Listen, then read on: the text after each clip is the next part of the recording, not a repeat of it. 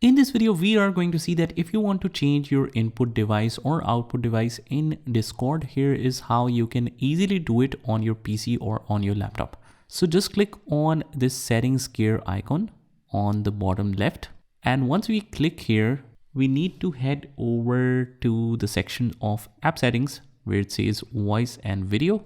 Just go in here, and as you can see, we have the option to choose any input device or output device.